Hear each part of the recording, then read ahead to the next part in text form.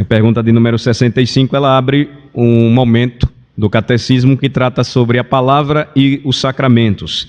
Nós temos apenas 2 sacramentos instituídos por Jesus Cristo, Senhor da Igreja. Estes 2 sacramentos são batismo e ceia do Senhor.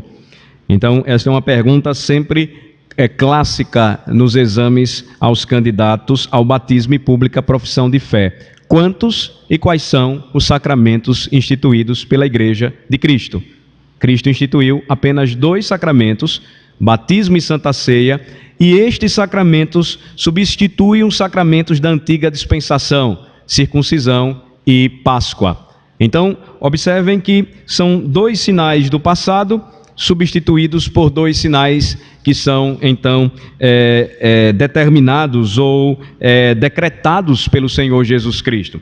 A palavra sacramento você não vai encontrar na Bíblia, mas também ela não precisa ser rejeitada. É como a palavra trindade que nós utilizamos para explicar ou para ensinar uma doutrina também bíblica, que é a doutrina que diz que Deus é um só, Deus é vivo e verdadeiro, mas subsistem 3 pessoas distintas, o Pai, o Filho e o Espírito Santo.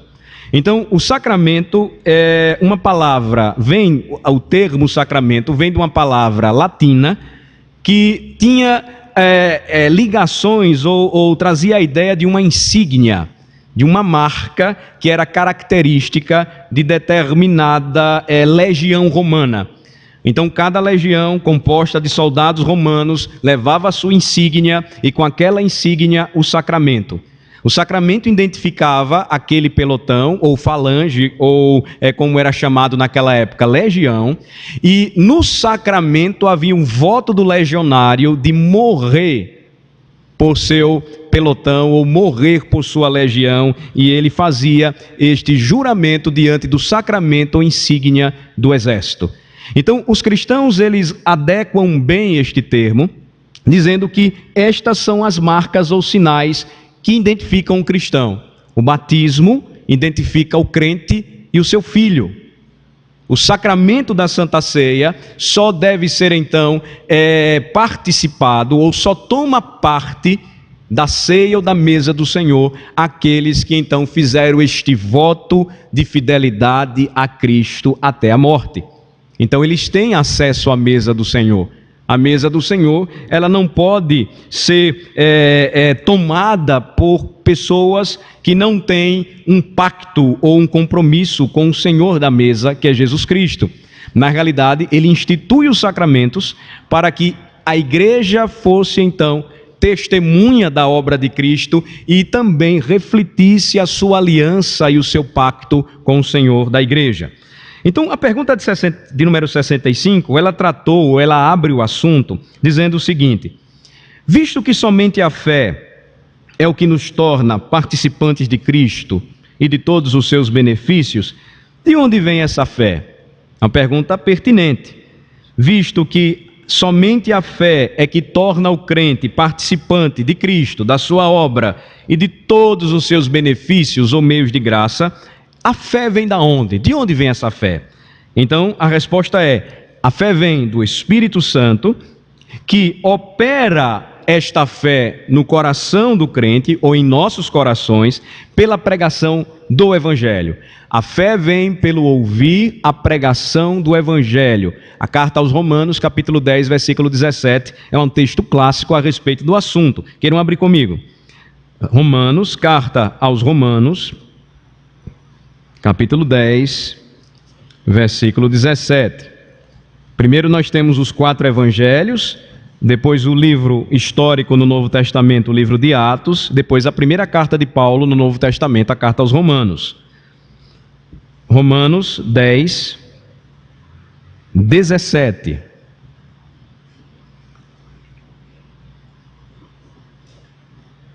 Vamos ler? E assim a fé vem pela pregação, e a pregação pela palavra de Cristo. A pregação do Evangelho é o anúncio da palavra de Cristo.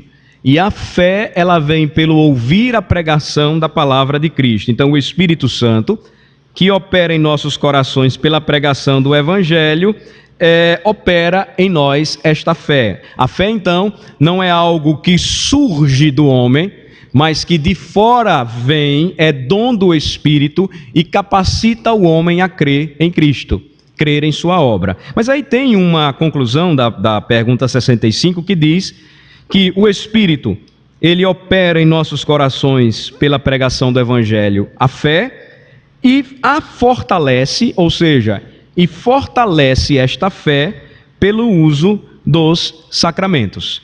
Então, os sacramentos são força ou fortaleza para o crente.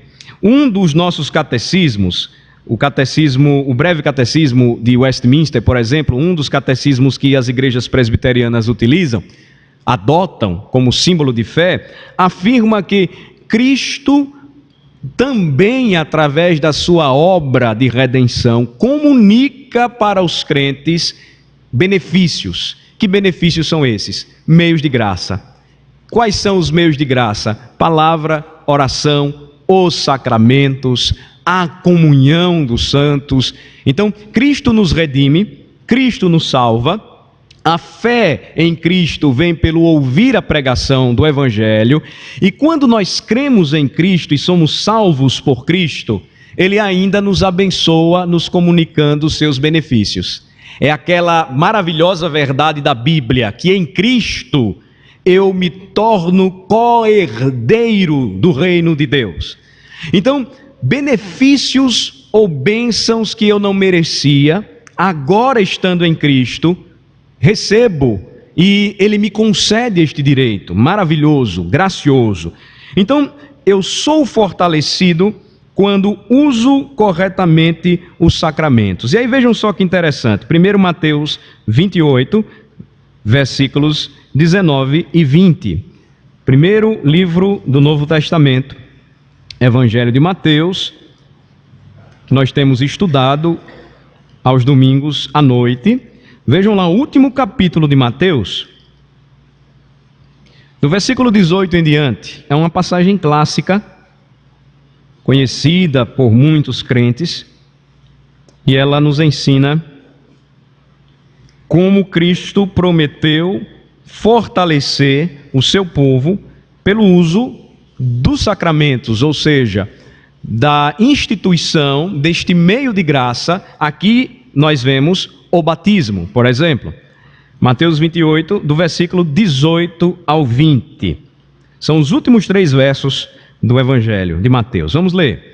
Jesus, aproximando-se, falou-lhes dizendo: toda autoridade me foi dada no céu e na terra.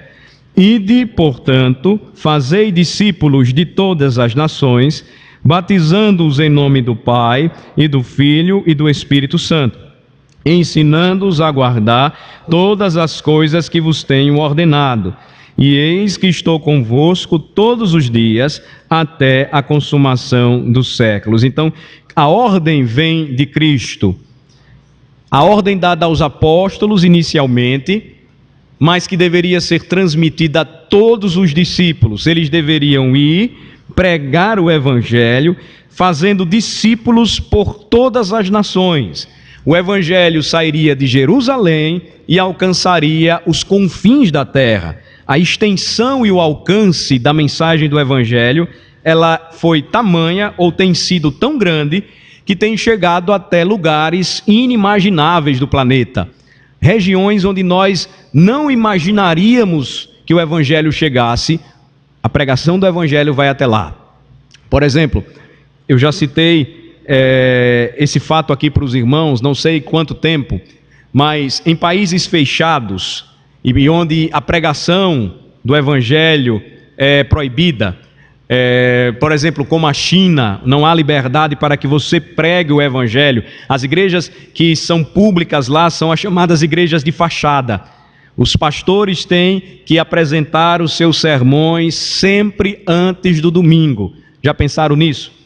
Pastor Alain, sempre antes do domingo, tinha que passar o sermão dele pelo crivo do governo comunista, e aí ele dizia: isso aqui é subversivo, arranca daí, tira. Isso aqui você não pode pregar, elimina daí também. Então só se prega aquilo que o governo diz que deve ser pregado.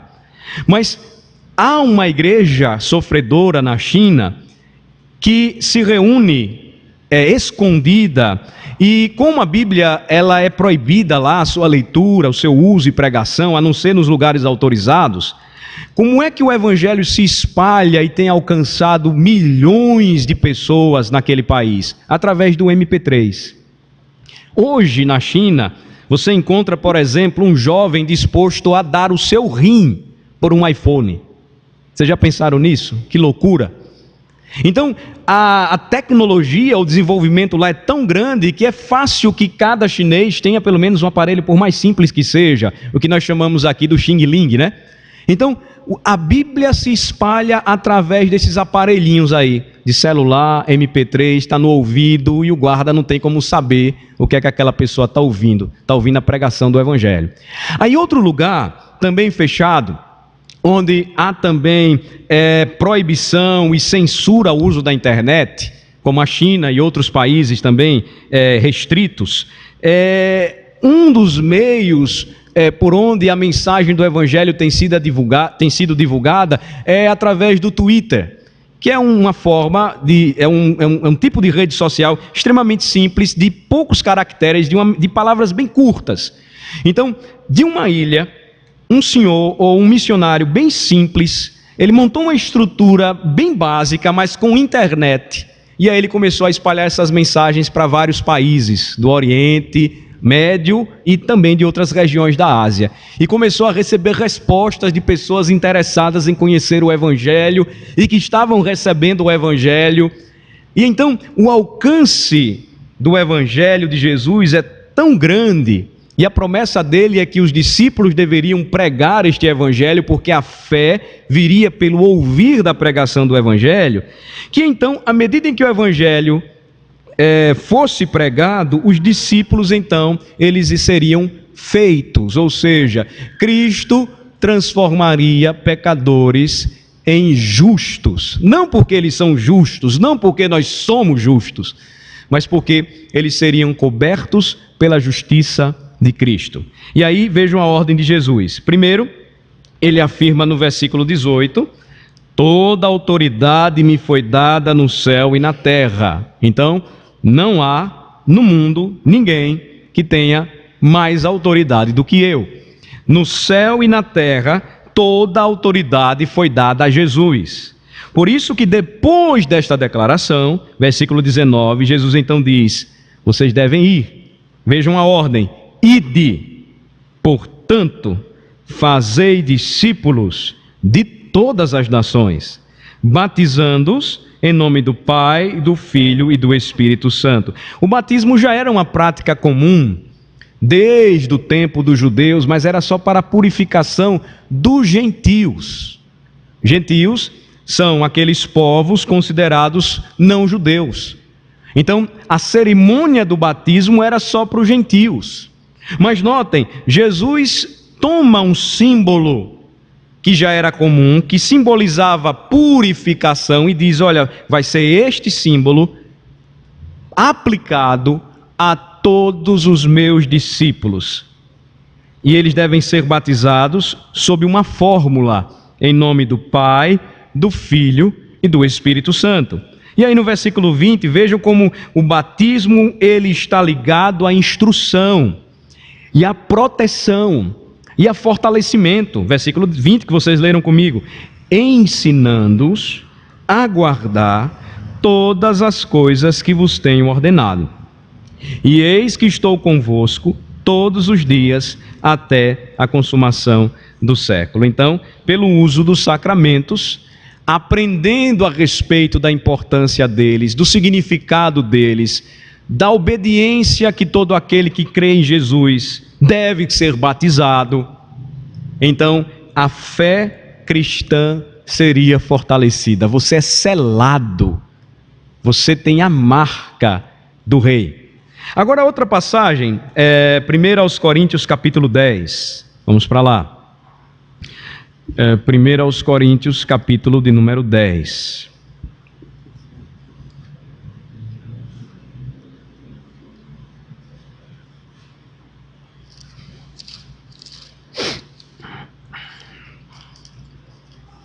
capítulo 10, versículo de número 16. A partir do versículo 14, há uma advertência do apóstolo Paulo para que os crentes fugissem da idolatria.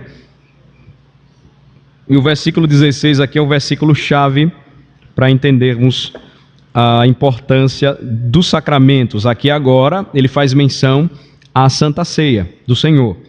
Versículo 14, vamos ler do 14 até o 16, vamos lá. Portanto, meus amados, fugi da idolatria.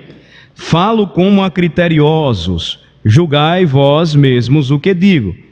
Porventura, o cálice da bênção que abençoamos não é a comunhão do sangue de Cristo? O pão que partimos não é a comunhão do corpo de Cristo? Versículo 17. Porque nós, embora muitos, somos unicamente um pão, um só corpo, porque todos participamos do único pão. Então, sacramentos estabelecidos por Cristo seriam identificariam os crentes em qualquer lugar do mundo. Então, há muita gente, às vezes, tentando mudar aquilo que nós chamamos de os elementos da Santa Ceia do Senhor, tentando contextualizar estes elementos. E o argumento é simples: se o mais difícil é mandar um missionário para longe, qual a dificuldade de levar pão e vinho? Pão se faz, e vinho a gente pode até produzir. O suco da uva, o suco da vide. Então, vejam, estes sacramentos ou elementos, pão e vinho, estabelecidos pelo Senhor, que simbolizariam o seu corpo e o seu sangue, identificam o crente, mas muito mais do que isso, fortalecem estes que já receberam a fé operada pelo Espírito em seus corações pela pregação do Evangelho. Veja só, não é comer apenas e beber apenas. Vejam que Paulo diz, porventura, versículo 16, o cálice da bênção. Que bênção é esta? A bênção de pertencermos a Cristo. O cálice da bênção que abençoamos não é a comunhão do sangue de Cristo. Comunhão ou koinonia na língua grega é uma união comum. Você e eu, nós estamos pela fé ligados a Cristo e ligados uns aos outros. Então ele diz, a bênção que abençoamos não é a comunhão do sangue de Cristo. Ter comunhão com Cristo é ser participante do seu corpo e do seu sangue, do seu sofrimento. É entender que Cristo veio ao mundo e morreu por pecadores como nós. Que Ele mesmo tomou o pão e o vinho para que quando comêssemos lembrássemos do que Ele fez por nós. Vejam bem, não há nenhum indicativo bíblico, a não ser que nós tentemos interpretar aquilo que é figurado como literal, de que pão vira corpo e de que vinho vira sangue. São símbolos. Como Cristo disse, eu sou a videira. E ele não se tornou uma videira de fato. Como Cristo disse, eu sou a porta, e ele nunca foi uma porta, literalmente falando. São símbolos. A porta, ele disse, eu sou o acesso à eternidade. A videira, ele disse, nós já meditamos nesta passagem, a videira é, eu sou o fruto que dá vida a vocês, ou a árvore dá vida para vocês. Quem está ligado a mim, vive e frutifica como uma videira dá os seus frutos. E pão e vinho? Continuam sendo pão e vinho, mas são símbolos.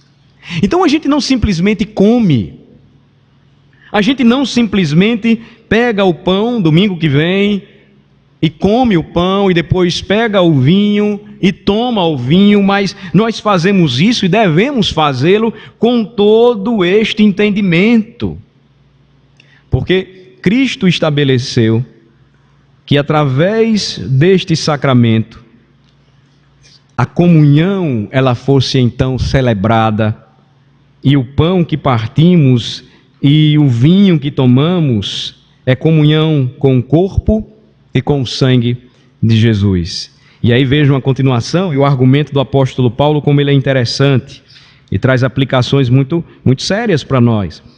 No versículo 17, então, ele diz assim: porque nós, embora muitos, somos unicamente um pão, um só corpo, porque todos participamos do único pão, ou seja, comemos e bebemos da mesma fonte. Temos vida, fortalecimento da fé, solidez doutrinária, fundamentada na palavra, de um só pão, daquele que disse: eu sou o pão da vida que desceu dos céus. O que comer de mim, ou quem comer a minha carne, jamais terá fome, ou beber o meu sangue, jamais terá sede. Ninguém comeu a carne de Cristo, ou bebeu o sangue de Cristo, literalmente. Mas ele queria ensinar então que através da minha vida e morte e sacrifício, vocês então teriam vida eterna e vida abundante. Então o versículo 18 diz: considerai o Israel segundo a carne. Não é certo que aqueles que se alimentam dos sacrifícios são participantes do altar? Que digo, pois? Que o sacrificado ao ídolo é alguma coisa? Ou que o próprio ídolo tem algum valor? Antes, digo que as coisas que eles sacrificam é a demônios que as sacrificam e não a Deus. E eu não quero que vos torneis associados aos demônios. Não podeis beber o cálice do Senhor e o cálice dos demônios. Não podeis ser participantes da mesa do Senhor e da mesa dos demônios. Ou provocaremos zelos no Senhor? Somos acaso mais fortes do que Ele? Paulo está aqui tratando de um problema na vida daqueles cristãos em Corinto, que estavam sendo libertos da escravidão, da idolatria reinante de seu tempo. Imaginem vocês, somente um povo adorava um único Deus. Os demais povos ou nações tinham os seus deuses. Cada cidade tinha o seu Deus, ou eu poderia chamar a sua padroeira, o seu padroeiro. Agora vejam a diferença. Cada um deles se protegia atrás daquele Deus na cidade. Quando Israel foi liberto do Egito, o seu Deus vinha acompanhando, e a figura era a do tabernáculo. O que foi que fez com que as nações temessem? E quando os espias chegaram em Jericó, na casa de Raabe, ela desse aquele testemunho: todos estão aqui se derretendo de medo, porque nós sabemos que o Deus de vocês anda com vocês, e por onde passa vocês vencem. Então, a associação daqueles povos com os seus ídolos era tão forte, que Paulo então, ele esclarece, ensinado pelo Espírito, inspirado pelo Espírito, algo muito importante: ninguém pode servir a dois senhores, só há um Deus, vivo e verdadeiro, e ele subsiste em três pessoas distintas, mas semelhantes em poder, glória e majestade: o Pai, aquele que planejou toda a obra da nossa salvação; o Filho, Jesus Cristo, que veio ao mundo, encarnou para salvar o seu povo, ou seja, para dar a sua vida por seu povo, executar o plano de salvação; o Espírito Santo, aquele que vem então e aplica esta verdade aos corações através da fé, que faz com que nós possamos ouvir esta palavra e crer, não somente com a mente, mas também com o coração. Paulo diz aqui: considerem o Israel segundo a carne. Versículo 18: não é certo que aqueles que se alimentam dos sacrifícios são participantes do altar? Ou seja, têm comunhão com o altar, tem comunhão com o sacrifício? E aí ele diz no versículo 19, o que é que eu digo então? O que é que eu posso dizer para vocês então? Que o sacrificado ao ídolo é alguma coisa? Ou que o próprio ídolo tem algum valor? Não, absolutamente. Paulo sabia que aqueles ídolos sempre foram fabricados pelas mãos dos homens. que eles têm boca, mas não falam, que eles têm olhos, mas não veem, que têm nariz, mas não cheiram, têm ouvido, mas não ouvem. É o cúmulo, me desculpem a expressão, da ignorância humana se curvar diante de uma imagem que ele mesmo fez. Isaías vai dizer como tudo acontece, o profeta, o sacerdote vai lá na floresta, ele corta a árvore, escolhe a árvore, leva e produz e prepara o ídolo todo e depois se curva e adora diante da própria imagem que fez. Mas vejam, os homens produzem os seus próprios ídolos, e o ídolo em si não é coisa nenhuma, nem o que é sacrificado a ele. O problema está por detrás dele. Vejam aí o versículo 20. Quem é que desvirtua o homem da adoração que deve somente a Cristo? Versículo 20 diz: antes digo que as coisas que eles sacrificam é a demônios que as sacrificam e não a Deus. E eu não quero que vos torneis associados aos demônios. Por quê? Porque não podeis beber o cálice do Senhor e o cálice dos demônios. Não podeis ser participantes da mesa do Senhor e da mesa dos demônios. Tudo isso darei para vocês se prostrados vocês me adorarem. Lembram das palavras do tentador? É isso que Satanás ainda hoje faz com os homens escravizados pelos seus próprios deuses. Deuses da sua imaginação, deuses do seu coração, deuses de prata, de ouro, de barro, de madeira.